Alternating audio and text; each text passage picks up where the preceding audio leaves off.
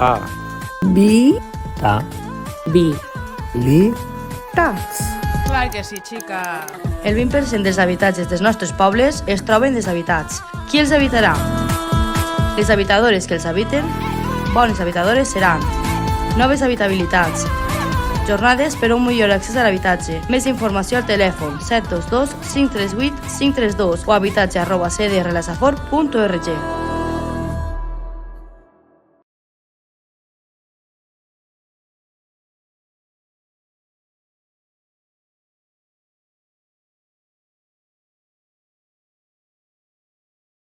Jo el conec per haver llegit un article seu i és superaccessible. Vale, molt bé. Bueno, em presente, soc Mage, treballo a la cooperativa Carpes, una cooperativa d'arquitectes que fem projectes d'innovació urbana, habitatge, una mica així miscel·lània, també de participació ciutadana. I avui parlaré de masoveria urbana com a alternativa d'accés a l'habitatge. L'objecte de la presentació és la mateixa que l'eix, però és una mica més pràctica, podem dir-ho, no amb la perspectiva jurídica. Crec que és complementari. Aleshores, què és masoveria urbana? Doncs la masoveria urbana és el contracte a través del qual dues persones, un propietari i la persona usuària d'aquest habitatge, tenen una relació contractual en la que la persona usuària fa unes obres de rehabilitació o d'adequació de l'immoble i la persona propietària cedeix l'ús de l'habitatge. Nosaltres, quan hem estudiat el model i l'hem intentat aterrar a València en concret, sí que hem parlat sempre de lloguer per obres i l'hem emmarcat en el tema en la llei d'arrendaments urbans perquè pensaven, com ha dit Aleix abans, que era més fàcil també pel tema conceptual, com que les persones ja saben que és un lloguer, sap com funcionen els contractes, aleshores sembla que és més fàcil passar de lloguer a lloguer per obres. M'he apuntat totes les opcions que l'ha dit, però aquestes no les tenim explorades de moment. Aleshores, també per a entendre com funcionaria. N'hi ha una part que és la part propietària, la persona o persones que tenen la propietat d'un immoble. I n'hi ha una altra part que li diem la part masovera. És la persona que llogaria per obres aquest immoble. Aleshores, la transferència que es fa és l'ús de l'habitatge per unes obres. El que es faria, com ha dit també Aleix, és en el contracte s'especificaria el temps de cessió que és proporcional a les obres que es fan. Per exemple, si fem unes obres que són només d'adequació i són xicotetes, doncs podrien esdevenir en, 5 anys o 10 anys de cessió de l'immoble. Si són obres més grans, ja podem parlar de 20 o de 30 anys. Iria sempre en proporció. És com dir, com que pagues el lloguer al començament, d'alguna manera, o fas la inversió en les obres dels diners que tu pagaries després, més a més, si tingueres un contracte de lloguer.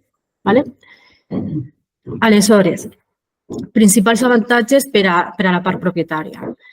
En primer lloc, que manté la propietat de l'immoble. N'hi ha moltes persones que tenen un immoble que necessita reformes, però no volen vendre, volen mantenir la propietat. I també assegura el manteniment i l'adequació. Tots podem conèixer immobles que estan 10 o 20 anys que no hi ha ningú i que després d'aquest període està molt degradat i la inversió que s'ha de fer és encara major.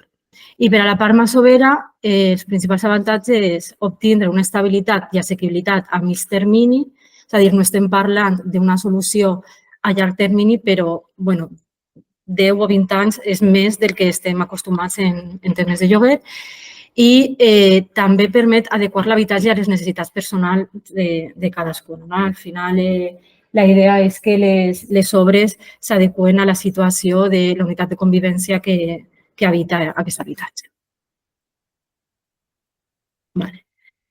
La masoveria urbana, més enllà dels avantatges que té per a la part propietària i per a la part usuària, la part masovera, a nosaltres ens agrada també entendre-lo com un model i posar damunt la taula els avantatges que té també com a sistema, no? Si es promourà no només un cas, sinó que fos un sistema de masoveria.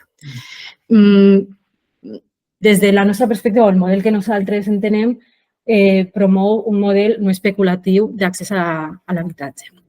També té cura del patrimoni construït i del medi ambient, no? Evita que es construeixin més habitatges i té cura del que ja està construït i crec que en els pobles que són així xicotets també pot ser com una qüestió a tindre en compte. Ofereix, com he dit abans, un contracte més estable i assequible que el lloguer convencional, permet executar les obres de reforma i de rehabilitació quan la part propietària no s'ho pot permetre, és a dir, no depèn només de que la persona propietària no pugui fer les obres, sinó que troba com aquesta aliança amb la part masovera. També pot facilitar en habitatges que no compleixen actualment la normativa d'habitabilitat que s'adeqüen per a que sí estiguen al dia i, com he dit abans, que aquestes obres es poden fer que s'adapte a les necessitats de la part masovera. Aquest últim punt el poso sempre perquè hem de pensar que de vegades n'hi ha una persona que de sobte té unes necessitats especials, van en cadira de rodes o té qualsevol situació que ha d'adaptar l'habitatge on viu a les seves noves necessitats.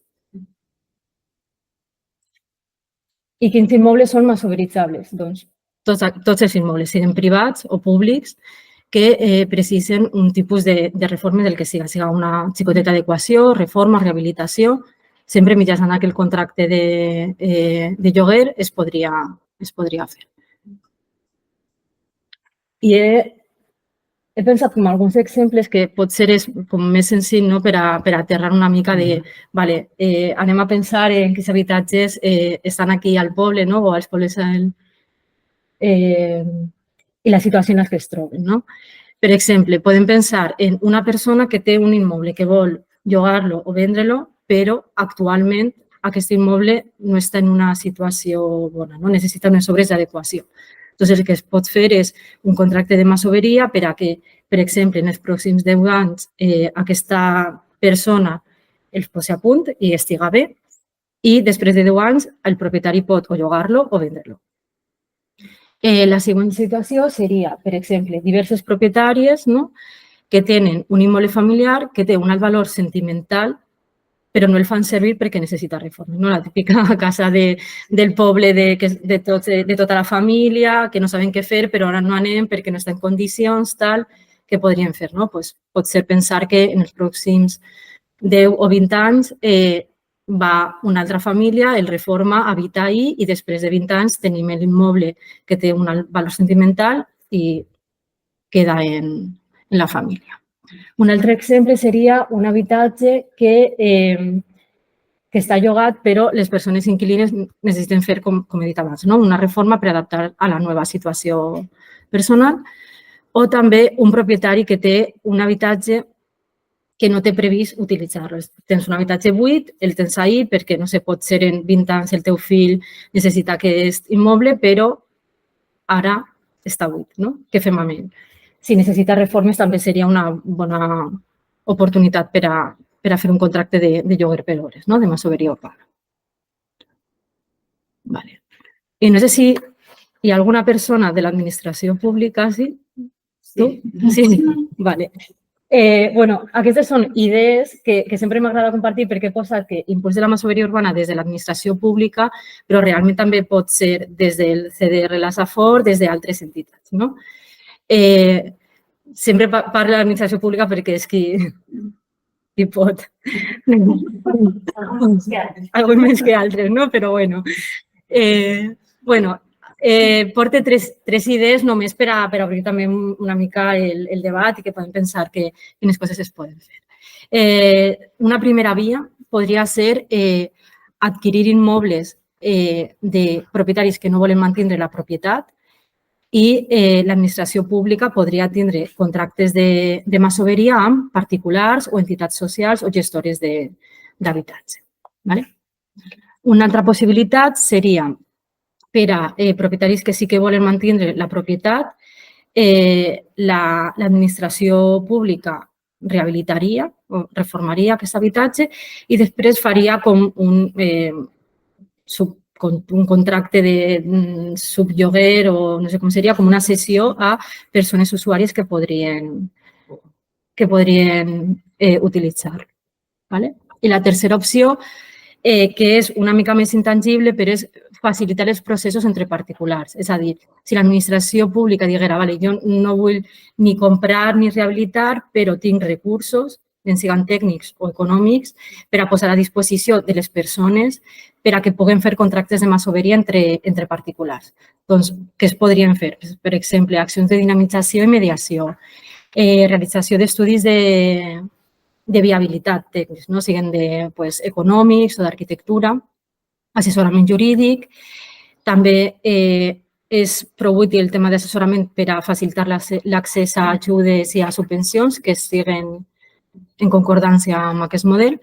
I també, això ja és més complex, però es podria generar un sistema d'avals que donarà seguretat a aquests acords entre particulars, no? I, bueno, ja està.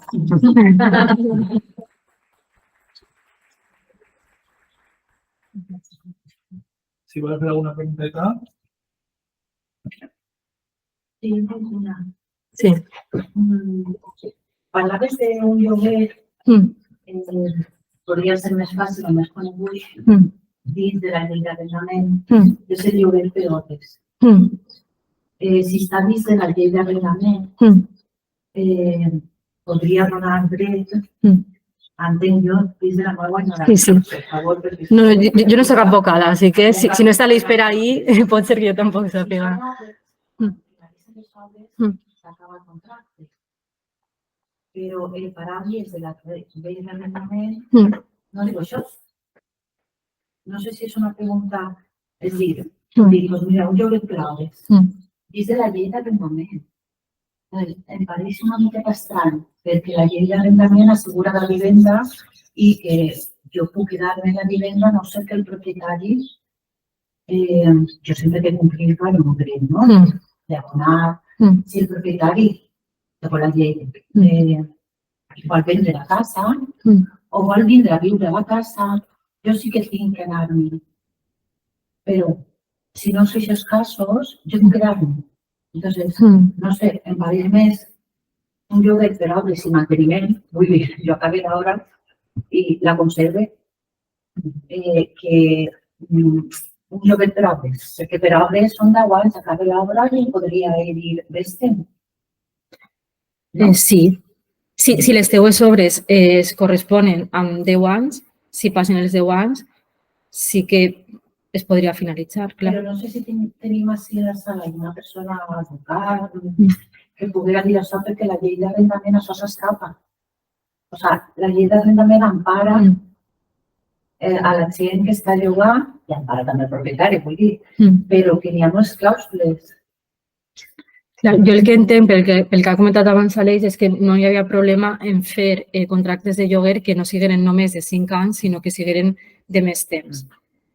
La idea és que enguany, habitualment, els contractes de lloguer són de 5 anys perquè és el mínim que diu la llei, però no és el màxim. És a dir, sí que es podrien fer contractes de lloguer de 10 anys, de 20 anys, de 25 anys. Jo no sé si la pregunta, perdó, Que no és la finalització de l'obra, sinó el cost de l'obra equival a tants mesos de lloguer. Entonces, si nosaltres diguem, vale, en un lloguer de 600 euros, si l'obra val 60.000, doncs tinc tants mesos de lloguer para dir, doncs ja hem tants anys. Clar, no és la durada de l'obra, no? Clar, és que potser no l'he explicat bé. Si és, imaginem el que ha dit Júlia, si són 60.000 euros i tu vols pagar, et correspon 600 al mes. Doncs serien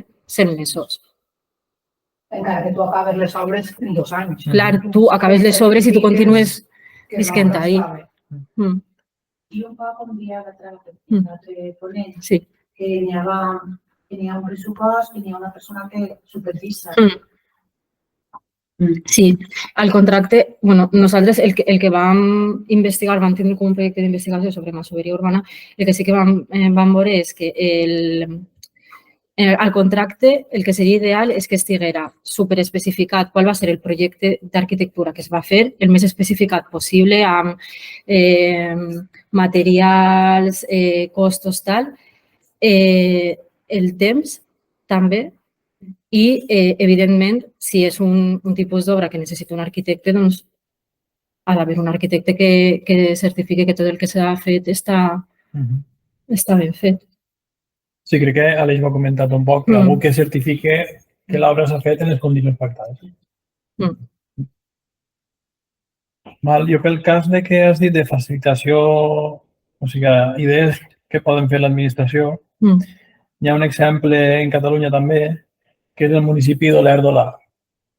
No sé si coneixeu. Olèrdola és un municipi de Catalunya que van fomentar la masoveria i inclús donaven ajudes per a la rehabilitació des de l'Ajuntament.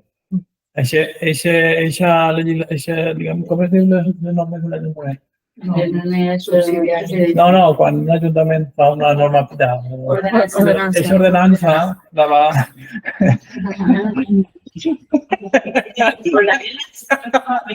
Examen. Eixa ordenança la va preparar Nídia, que va estar en la jornada anterior, i a l'Obís va ser també una via. Clar, ahí necessites un pressupost, que és el que sempre falta. Doncs bé, alguna coseta més? En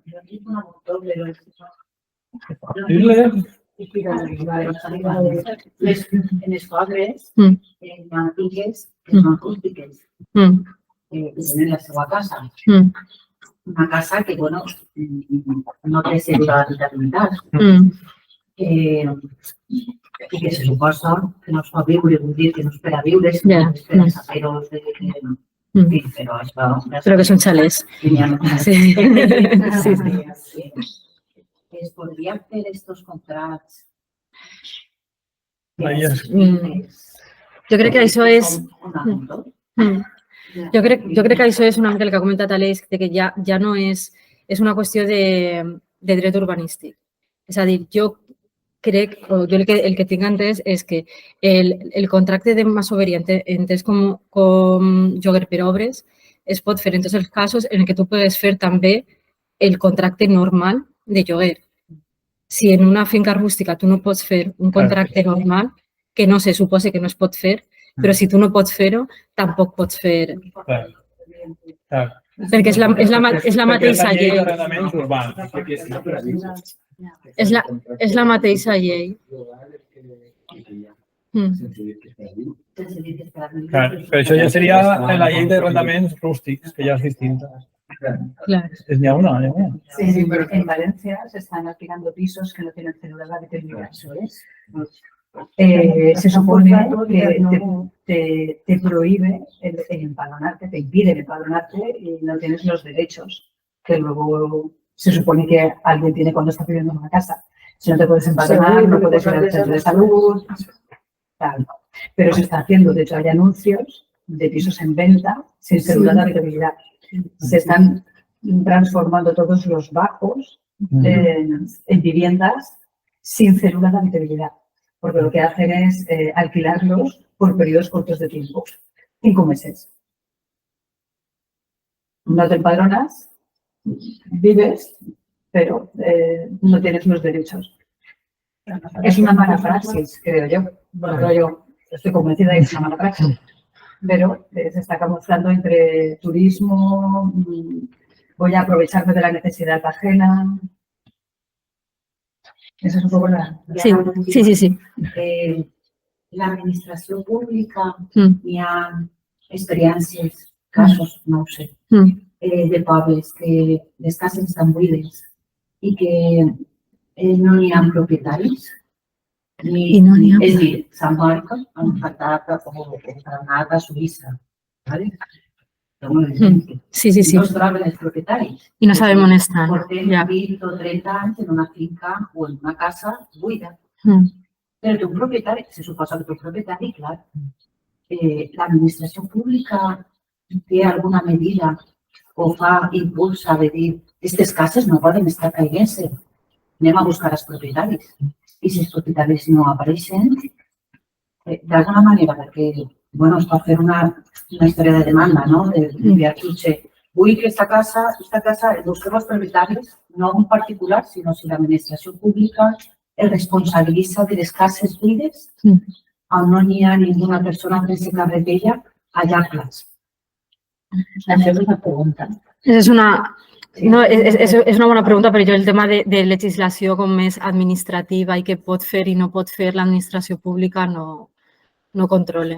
No tinc ni idea. A ver, sí, hay una base de datos, de alguna manera, en la administración pública de viviendas atestadas, que son las que no tienen herederos y entonces después de un cierto tiempo pasan a la administración. Están en situaciones ruinosas y bueno, nosotros, por ejemplo, como entidad hemos intentado acceder a esas viviendas, pero no lo Entidad, porque tú eres... Sí, luego voy a compartir. La verdad es que eso sería genial, acceder a esa base de datos para poder hacer este tipo de cosas. Que entraría muy bien en la masovería. Però inclús, per exemple, en el cas este que estem comentant, si és, per exemple, una casa que està caient... Sí, ahí sí que intervenen. Sí. En els casos extrems... Ahí sí, però no intervé en la propietat. Jo sí que sé que quan estan en ruïnes sí que l'Ajuntament ha de fer alguna cosa, però que quan és una qüestió de propietat, ahí ja no sé. L'expropiació no arriba així, no tenim legislació per arribar a l'expropiació. Perquè en Galícia... Sí, actuar...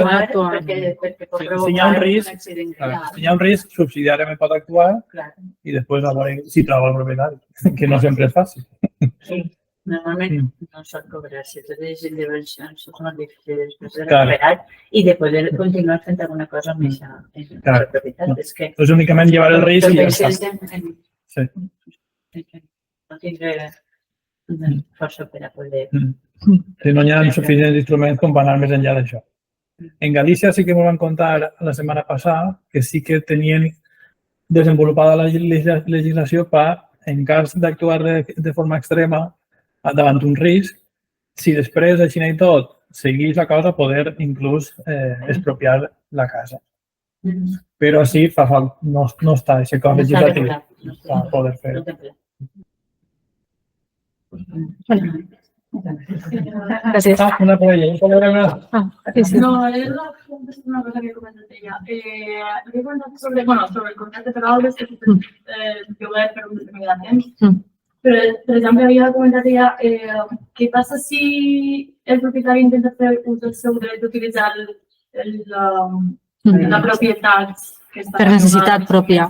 Perquè, en teoria, si el propietari ha de fer ús ell mateixa, d'aquesta propietat, en teoria, el contracte de lloguer es pot rescindir.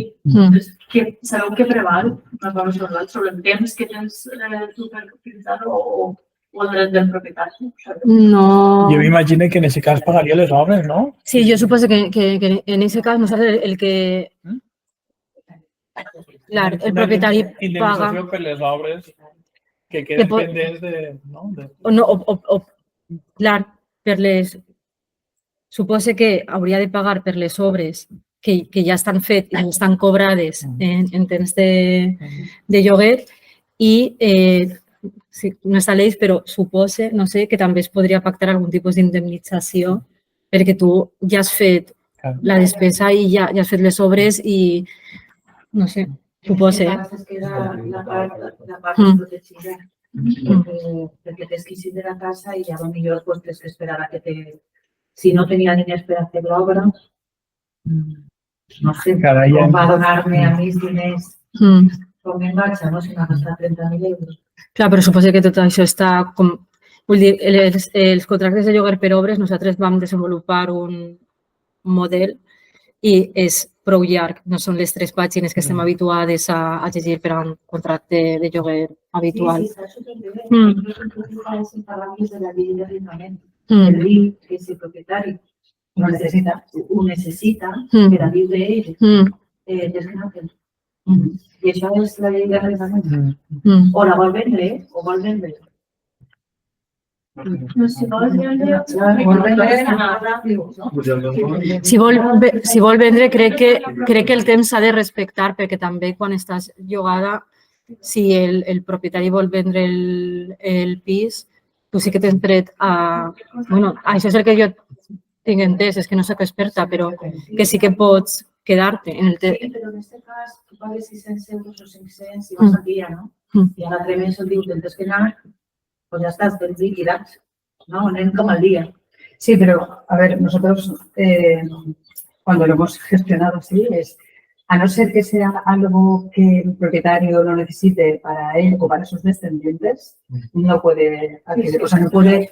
Otra cosa es que a lo mejor tuviese una enfermedad que tuviera que necesitar dinero para tratamientos y tal, pero claro, es también un proceso casi de juicio. Pero por venderlo, por inversión o por lo que sea, eso no. Y sí que luego, en el caso de que se eliminara el alquiler, sí que tendría que abonar la cantidad que han invertido, ¿no? Más o menos. Gràcies. Sí. En el seu moment has parlat d'exemple de contractes de maçoneria. S'ha contemplat o has vist algun model que contemplara que la persona que fa la maçoneria poguera demanar algun tipus de subvenció i aquesta com intervé entre la propietat i el maçoner? És a dir, el contracte demana una subvenció, portar a X diners, X.000 euros, però clar, això es contempla. Has vist algun exemple que es contempla? Jo crec que això depèn més de com estem pensades les subvencions. Si les subvencions poden demanar-les, per exemple, les persones que estan llogades, una persona que tinguera un contracte de lloguer per obres podria demanar-les. Però ara mateix és que no sé ninguna línia de subvenció que vaya... O sigui, sí que es contempla sempre. La pregunta va més encarada, per exemple, jo soc propietari, me planteges 10 anys, però si de repente dius, bueno, vaig a demanar una subvenció, que apareix una clàusula en el contracte. Com jo sé que vas a demanar una subvenció, jo canvio i dic, vale, seran 10, seran 15, perquè vas a rebre una subvenció. Per exemple, estic posant com un cas molt... Però del lloguer també rep subvenció. O sigui, les ajudes pel lloguer també després rebre i el propietari no t'ha de canviar la clàusula. Per això, que sí que model de canvi de maçoneria. Jo crec que són propietaris que també han de tindre la ment oberta de no fer-li la vida impossible. Vull dir que també estem partint que hi ha una... Però és que els mateixos problemes també estan quan jogues habitualment un pis. També poden dir-te el necessite per a demà, també poden dir-te el meu fill necessita el pis, també poden dir-te que puja el lloguer 300 euros al mes, no sé. Claro, això sí que s'ha tipificat per això diria. Vull dir que sí que n'hi ha un model de dir, vale, pues, a l'introduir aquesta clàusula que el propietari poguera modificar.